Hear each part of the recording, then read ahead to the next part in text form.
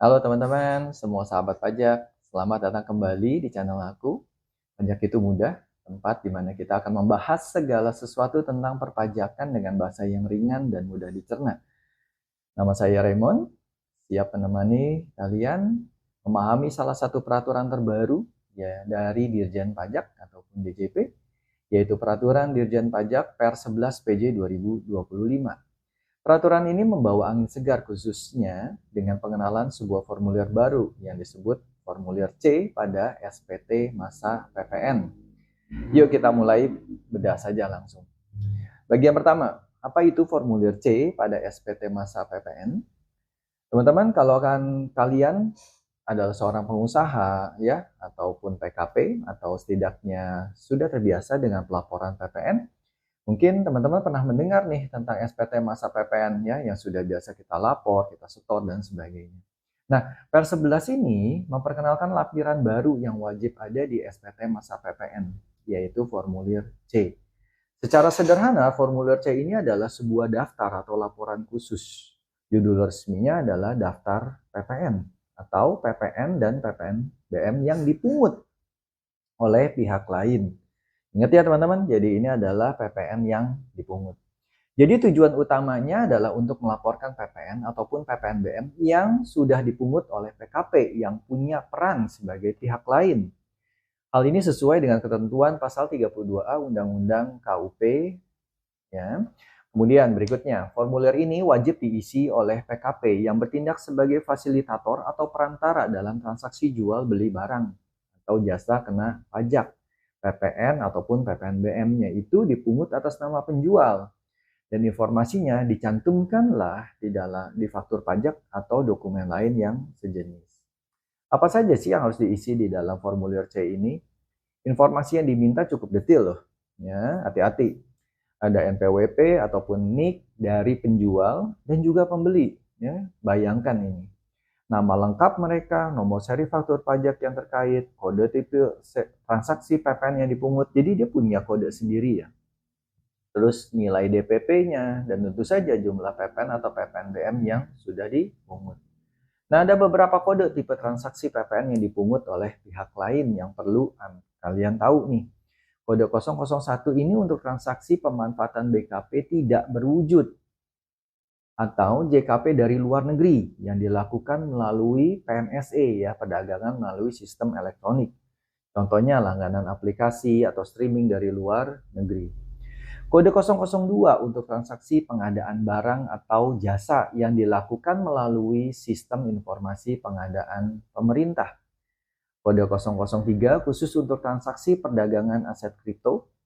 Dan kode 100, yaitu kode yang terakhir, ini untuk transaksi lainnya yang belum dikategorikan secara spesifik. Jadi kalau bukan 1, 2, 3, masukin semua ke kode 100. Jadi ada berapa? Ada 4. Ya, ada 4 kode ya. Penting untuk dicatat, formulir C ini menggantikan formulir 111AB, oke? Yang sebelumnya digunakan untuk rekapitulasi. Jadi ini bukan cuma ganti nama loh ya, tapi DJP ingin pelaporan PPN yang dipungut oleh pihak ketiga ini lebih spesifik dan terpisah. Ini bagian dari upaya DJP untuk menyederhanakan dan mengklarifikasi pelaporan, sejalan dengan tujuan sistem Cortex kita. Ya.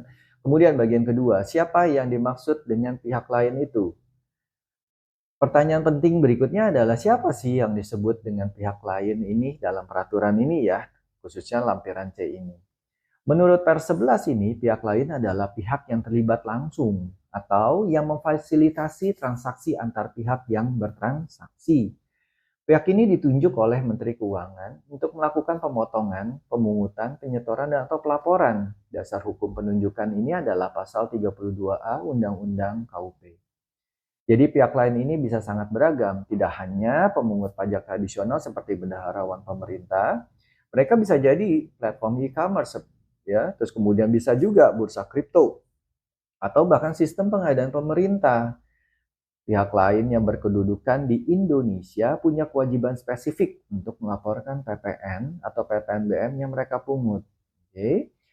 Kewajiban ini mencakup seluruh proses perpajakan, mulai dari memotong, memungut, dan menyetorkannya ke kas negara hingga melaporkan pajak tersebut. Oke, bagian ketiga ini contoh aja ya.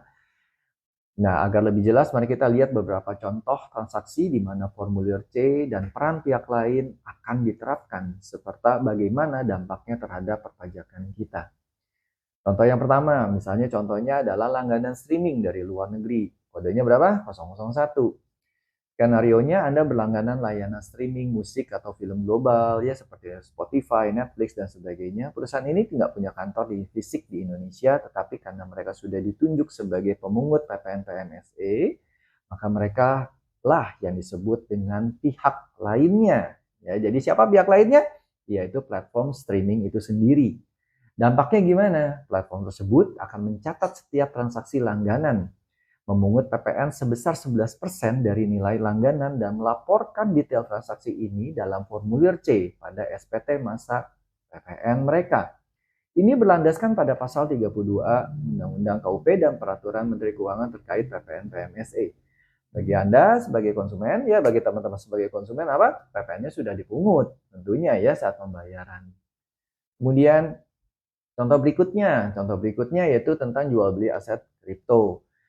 Skenarionya gini, kalau teman-teman membeli aset kripto nih di sebuah exchange kripto yang terdaftar di Indonesia, misalnya Indodex atau toko kripto, exchange ini adalah perantara utama dalam perdagangan aset kripto. Pertanyaannya simpel, siapa pihak lainnya? Ya tentunya exchange kripto tersebut, gitu ya.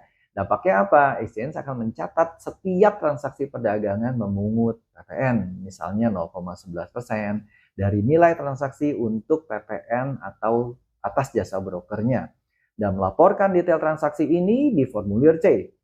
Bagi teman-teman yang sebagai investor, PPN sudah dipungut langsung oleh exchange saat transaksi.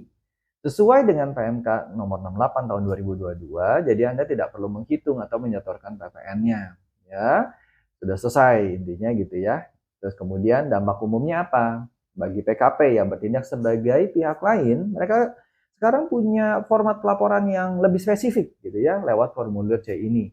Dengan detail per transaksi, ini menuntut sistem pencatatan internal yang jauh lebih akurat karena nanti bisa dibandingkan ya dengan mudahnya.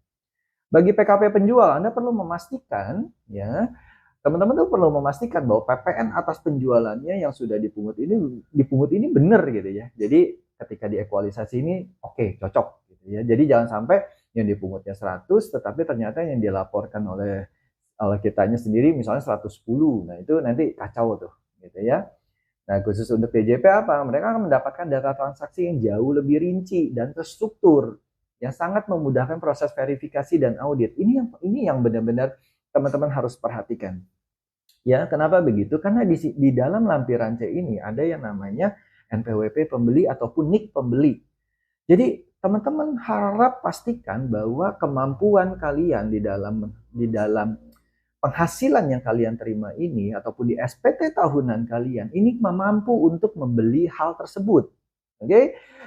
Kalau kalian berlangganan dengan harga yang sangat mahal di mana kalian itu bertransaksi dengan PMSE, ternyata keadaan keuangan kalian secara perpajakan tidak mampu untuk membayar itu, nah itu akan jadi masalah. Oke? Itu yang pentingnya. Kemudian kapan sih Per 11 ini berlaku? Ya, kalau secara berlakunya itu dia udah dikeluarkan, yaitu 22 Mei 2025. Nah, terus kemudian ketentuan penting apa sih? Ya, ketentuan-ketentuan penting ini yang kalau menurut aku secara kesimpulan aja ya. Nah, pengenalan formulir C pada SPT masa PPN ini adalah langkah besar DJP dalam memodernisasi sistem admin perpajakan kita menuju Cortex System.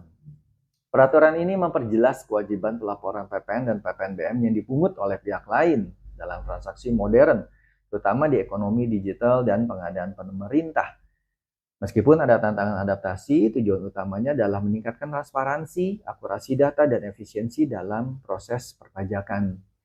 Ini akan menguntungkan pemerintah, balik lagi ya, ini akan menguntungkan pemerintah dalam mengelola penerimaan negara dan juga kita sebagai wajib pajak dalam memenuhi kewajiban dengan lebih terstruktur dan jelas. Apakah menguntungkan? Nah, teman-teman jawab sendiri deh. Jadi, oke lah, mari kita mau bagaimanapun kita harus mengikuti peraturan ini. Kesimpulannya sederhana. Teman-teman sebagai wajib pajak, ya kalian juga sudah harus mengetahui bahwa keterbukaan informasi dan big data ini akan digunakan oleh DJP untuk memaksimalkan pendapatan negara. Teman-teman harap pastikan bahwa baik ekualisasi sudah dijalankan, analisa-analisa lain, mau itu uji keterkaitan, horizontal, vertikal, itu harus dijalankan semuanya.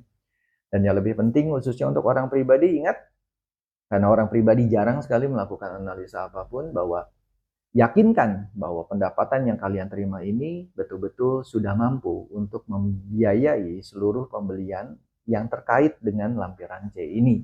Karena kita lagi bahas lampiran C ini ya. Oke, itu aja teman-teman. Semoga channel ini berguna buat kalian. Jika kalian ada pertanyaan dan juga mungkin ada yang mau diskusi dan sebagainya, yuk kita bahas bersama. Oke, semuanya. Bye-bye.